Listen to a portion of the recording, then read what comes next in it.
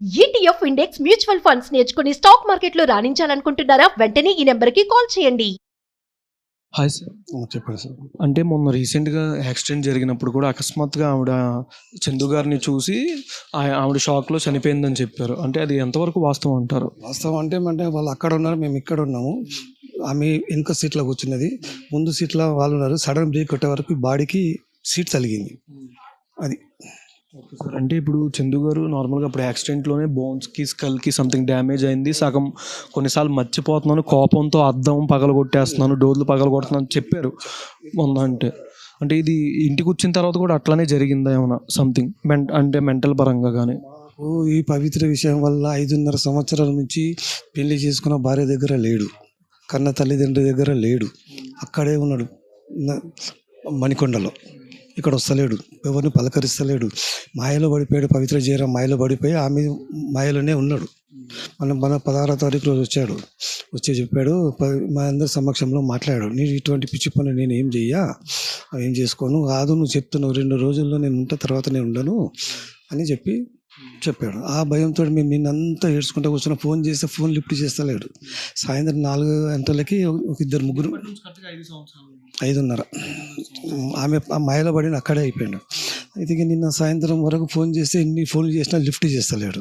Lift చేయ వరకు అనుమానం వచ్చి మణికొండకు 2-3 పిల్లలు పంపించాం. ఆ రూమ్ దగ్గర ఫోన్ పెడితే రింగ్ అవుతుంది లోపల నుంచి గడియం లేదు. ఆ వాచ్మెన్ పిలిచాడు. ఆ పిల్లలు పిలిస్తే, సార్ ఇక్కడ నుంచి శబ్దం వస్తుంది ఫోన్ది, మరి లోపల నుంచి గుళ్ళెం ఉంది, మరి ఏం చేయమంటే ఒక తన్నుదనండి అని వాళ్ళు ఆ పని చేసిన తర్వాత పోలీసు వాళ్ళు చెప్పారు, ఆ పని చేయకండి అని చెప్పి. ఎవరైనా వాళ్ళ ఓన్ పేరెంట్స్ రావాలా, అది యాజ్ పర్ వాళ్ళ ఓన్ పేరెంట్స్ వచ్చిన తర్వాతే మీరు లోపలిపోయి హక్కు అంతవరకు లేదని చెప్తే మేము దారిలో ఉన్నాం. ఇక్కడ నుంచి 5 గంటలకు వెళ్తే 8:45 చేరినాం అక్కడికి. అప్పటి వరకు వాళ్ళు ఆపారు, పోలీసు వాళ్ళు ఉన్నారు.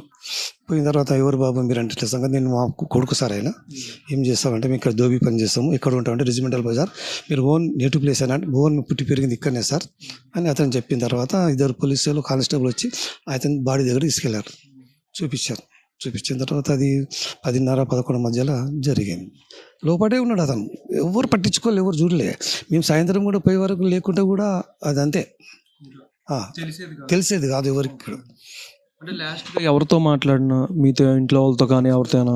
మా డాక్టర్తో, ఎక్కడ పోతున్నాను అంటే, నేను ఎల్ఐసి ఇన్సూరెన్స్ చేసేది ఉంది, లక్కడి కప్పులు పోయి వస్తామ్మా, ఎక్కడ పోను, మళ్ళీ తొందరగా వస్తాను చెప్పి పోయింది. అదే లాస్ట్ మాట మా డాక్టర్ తోటి. అంటే బెంగళూరు నుంచి రాగానే అఫీషియల్గా అనౌన్స్మెంట్ కూడా వాళ్ళిద్దరు, పవిత్ర జయరాం గారిది అండ్ చందు గారు అనౌన్స్మెంట్ చేస్తున్నారు అఫీషియల్గా, మీ ఇద్దరం హస్బెండ్ అండ్ వైఫ్ అని అనౌన్స్మెంట్ చేస్తున్నారు కదా దీని మీద. అంటే వైఫ్ అంటే మాకు ఆ ద్వారా మాకు ఏం తెలియదు సార్. మేము ఒక పెళ్లి చేసిన ఒక్కరికి 10 మంది సమక్షంలో, వాళ్ళు చేసుకునేది వాళ్ళకి తెలుసు, మాకు తెలియదు. మాకు చెప్పాలి, వాళ్ళు గాలికి అంటున్నారు మేము చేసుకున్నాం ఇద్దరం పెళ్లి, మేము పెళ్లి భార్య భర్తలు అంటున్నాం. మేము ఎట్లా నమ్ముతాం సార్? మేము చూసింది లేదు, అక్షంతలు వేసింది లేదు, మాకు చెప్పింది కూడా లేదు. మేము భార్య భర్తలమని ఫోటోస్లు పెడుతున్నారు, యూట్యూబ్లో పెడతా ఉన్నారు. అంటే ఇప్పుడు నేను ఇంటికి తీసుకురావడం కానీ పవిత్ర జయరాం కానీ అట్లా ఏమైనా జరిగిందా? అటువంటి ఏం లేదు సార్. మేము ఆమె ముఖం చూడలేదు, ఆమె ప్లేస్ తెలియదు, మాకేం తెలియదు. మీకు తెలిసింది 5.5 years బ్యాక్. ఇక్కడ వెళ్ళిపోయిన తర్వాత మాకు మళ్ళీ రాలేదు. కట్టుకున్న పిల్లల దగ్గర కూడా రాలేదు, పిల్లల్ని కూడా చూడలేదు. ఒక పాప ఒక బాబు, ఇద్దరు చిన్న పిల్లలు. అంటే ఇప్పుడు ఆ చేతి మీద 2021 అని టాటూ ఉంది, ఇద్దరి మీద ఉంది.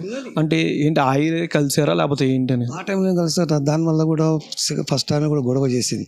ఆ టైట్ ఎందుకు పెట్టుకున్నా, తీసేసినాకనే ఇంట్లోకి రావాలి, లేక రావద్దు. నేను సచ్చినా బ్రతికినా నాకు ఆమె నువ్వు వద్దు, ఇది చెప్పడం జరిగింది సార్ రోడ్డు పైన. అంటే యాక్సిడెంట్ తర్వాత మీరు కలవడం జరిగిందా? కార్ యాక్సిడెంట్ తర్వాత జరిగిందంటే మొన్న 16వ తారీఖు జరిగింది సార్. 10 మంది సమక్షంలో కూర్చుండబెట్టి అడిగాము, వీటిని మాట్లాడుతూ నిత్యం చేస్తున్నాను, నేను పిరుకున్నా, నేను అటువంటి పనులు ఏం చేయను, నేను మంచిగానే ఉంటున్నా, పిల్లల కోసం బ్రతుకుతా, నేను ఎందుకు చెప్తా అని అందరితో మాట తీసుకున్నాడు సార్. తీసుకున్న తర్వాత వెళ్ళిపోయిన తర్వాత నెక్స్ట్ డే. అంటే మీరు చిన్నప్పటి నుంచి చూస్తూ ఉంటారు మీ అబ్బాయి కాబట్టి, అంటే ఎట్లా ఉండేది అంటే మైండ్ సెట్ కానీ, ఏదైనా నార్మల్గా ఏదైనా చేసే పనిలో కానీ? చేసే పనులు ఖచ్చితంగా 100% ఏ పని తలుచుకున్న ఆ పని ఖచ్చితంగా చేస్తాడు. ఫ్రెండ్ సర్కిల్లో కానీ ఇంటి పనిలో కానీ ఖచ్చితంగా చేస్తాడు. ఆ పని బ్యాలెన్స్ పెట్టాడు.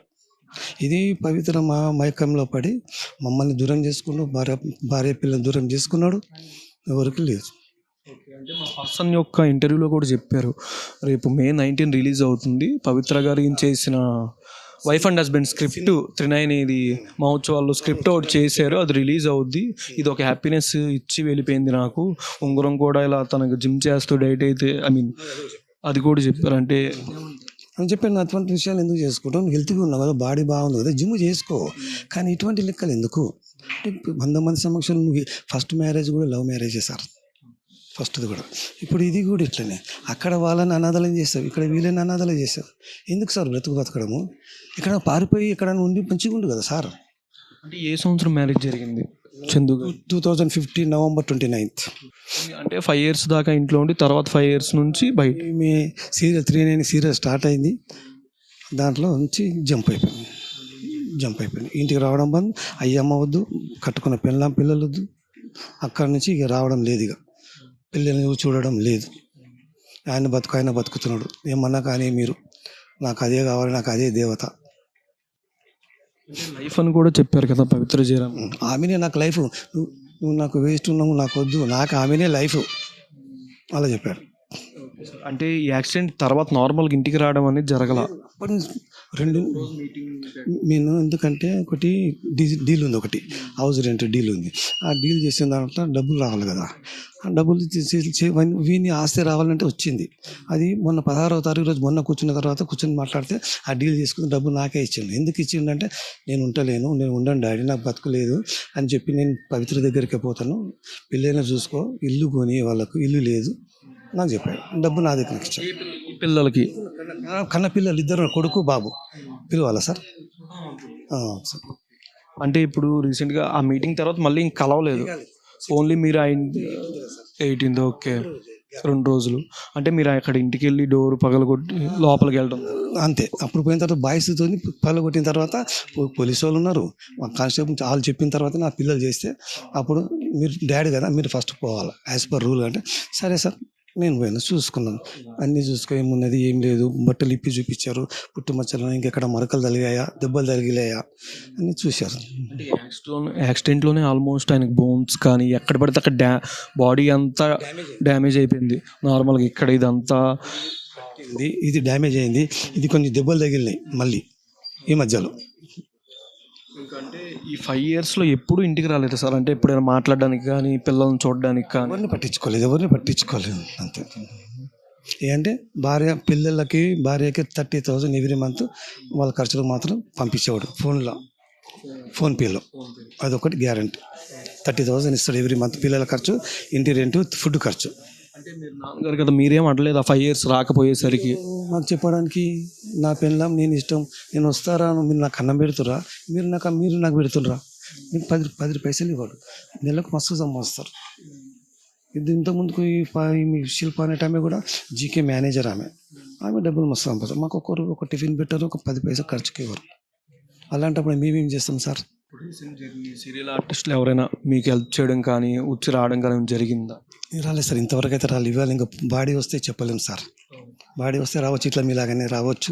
రాత్రి ఇట్లనే చేసారు, మాకు ఆడికి వచ్చారు ఇలాగే. రాధమ్మ సీరియల్ 39 సీరియల్ వాళ్ళు వచ్చారు, మేము ఇక్కడ ప్రొడ్యూసర్ డైరెక్టర్ అన్నారు సార్. ఇప్పుడు మేము ట్రెడిషన్లో ఉన్నాము, మాకు టెన్షన్ ఉంది, మాకు బాగాలేదు, ఇప్పుడు రేపు మాట్లాడతాం సార్ అని చెప్పి తప్పించుకొని మేము 2:30 అయింది ఉస్మానియాలో. అక్కడి నుంచి వచ్చేసిన సార్, ఇక్కడే ఉన్నాయి, ఎక్కడ పోలే. సుమన్ టీవీలో మీ పర్సనల్ అండ్ బిజినెస్ ప్రమోషన్స్ కోసం కింది నెంబర్కి కాంటాక్ట్ చేయండి.